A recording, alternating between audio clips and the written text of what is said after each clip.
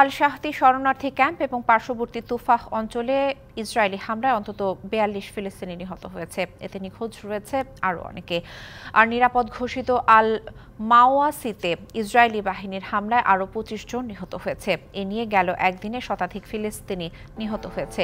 ইসরায়েলের লাগাতার হামলায় আল মাওয়াসি এখন ধ্বংসস্তূপ, এমনকি এসব এলাকাগুলোতে উদ্ধার কাজও সম্ভব হচ্ছে না।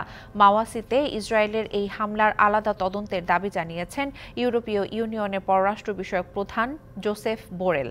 গাজায় যুদ্ধাপরাধের মামলায় সাউথ আফ্রিকার আনা মামলায় কিউবার যোগদানকে স্বাগত জানিয়েছে ফিলিস্তিন। এদিকে ইসরায়েল হামাস যুদ্ধের ২৬০ দিন পার হলেও জিম্মিদের ফিরিয়ে আনতে ব্যর্থ হয় ফের সরকার পতনের বিক্ষোভে নেমেছেন সাধারণ ইসরায়েলিরা।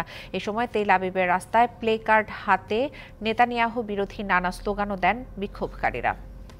নগদের কাছে সব গ্রাহকই প্রিয়, তাই তো সারা দেশে ক্যাশ আউট চার্জ সবচেয়ে কম।